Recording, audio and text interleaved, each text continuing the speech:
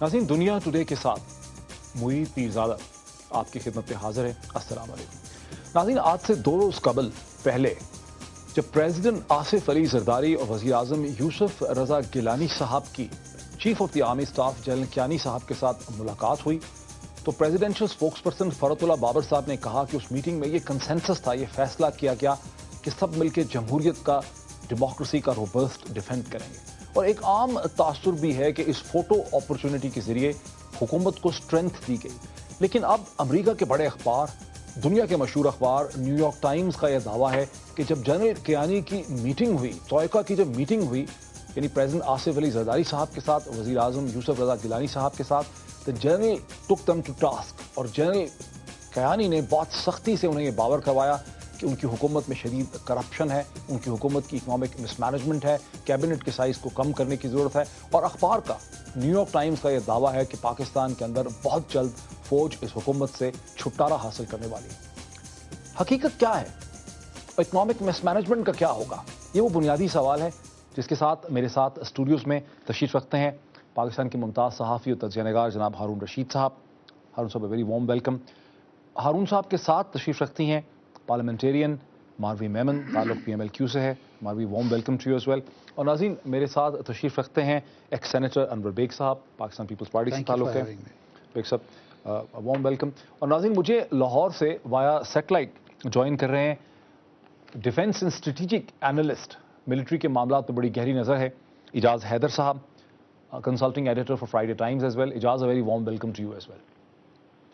नाज़रीन, लेकिन सबसे पहले मैं आपको नवाज शरीफ साहब का एक आज का क्लिप दिखाता हूं इसी मीटिंग के हवाले से कि जनरल साहब की जो मीटिंग है प्रेसिडेंट आसिफ अली जरदारी साहब के साथ और प्राइम मिनिस्टर, उसके बारे में नवाज शरीफ साहब क्या कहते हैं। ऐसी हुकूमत का क्या फ़ायदा जिसको कायम रखने के लिए चीफ ऑफ आर्मी स्टाफ के साथ तस्वीर उतरवानी पड़े और फिर लोगों को दिखानी पड़े।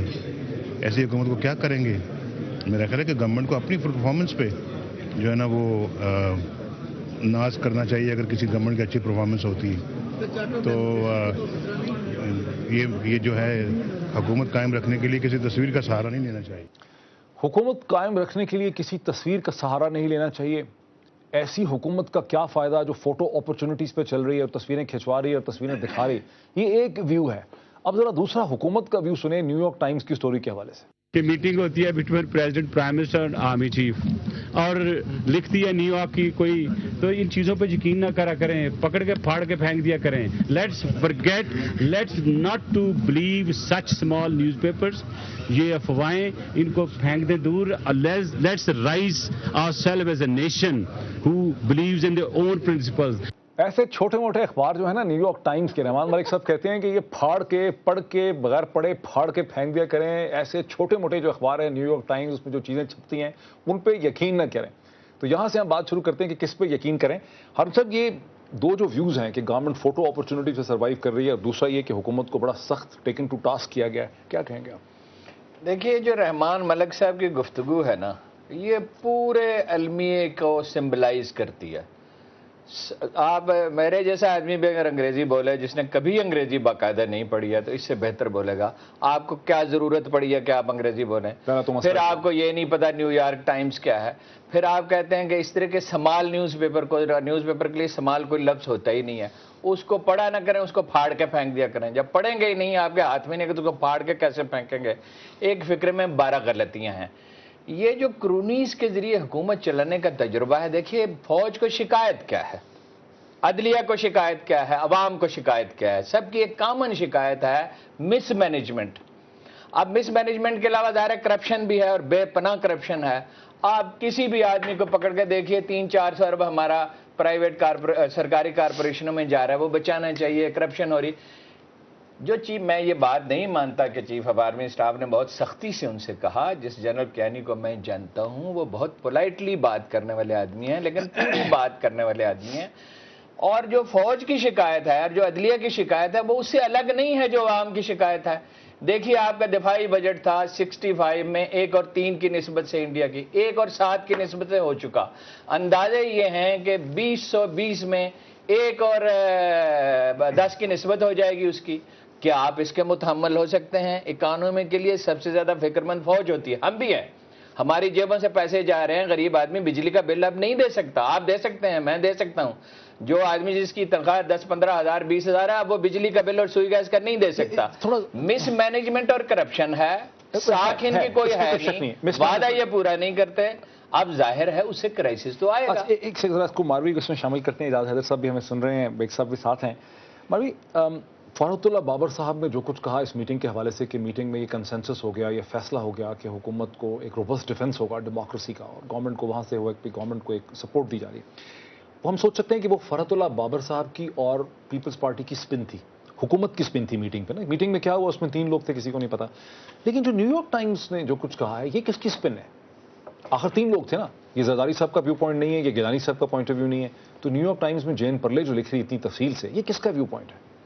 بسم اللہ الرحمن الرحیم. پہلی بات تو یہ کہ وہ حکومت کا سپن ہے یا نہیں, وہ حکومت کی ضرورت تھی. وہ حکومت کی ضرورت تھی. وہ جو سٹیٹمنٹ تھی وہ حکومت کی ضرورت تھی, کیونکہ جب اتنی بڑی میٹنگ ہو رہی تھی تو ساری قوم بیٹھ کے یہی ویٹ کر رہی تھی کہ بھئی اس کا نتائج کیا ہوں گے, اس میں سے نکلے گا کیا.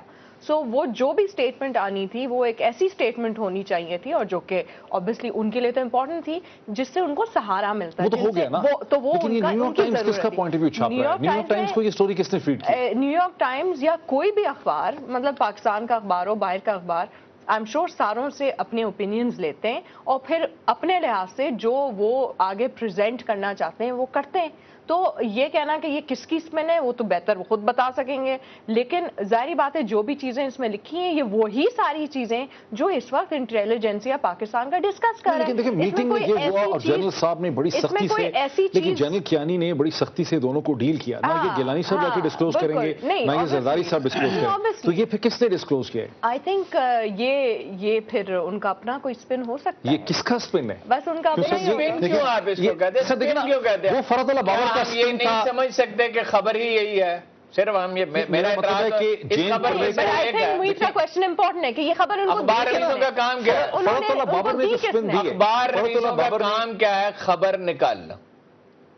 آپ اس کے لیے سپن کا لفظ کیوں استعمال کرتے ہیں؟ آپ میرا سوال سمجھ رہے ہیں؟ میں سمجھ گیا. دیکھیں جی, فرحت اللہ بابر کا سپن نہیں, جیسے یہاں پہ ڈسکشن ہو رہا ہے کہ پریزیڈنٹ صاحب تھے, پرائم منسٹر صاحب تھے اور آرمی چیف تھے, اور کوئی چوتھا آدمی نہیں تھا. میں یہ سمجھتا ہوں, آئی مین آئی کوڈ بی رانگ, میں تو وہاں نہ تھا نہ قریب تھا. یہ اس کی اپنی اسیسمنٹ ہوگی based on what is coming up in the recent months.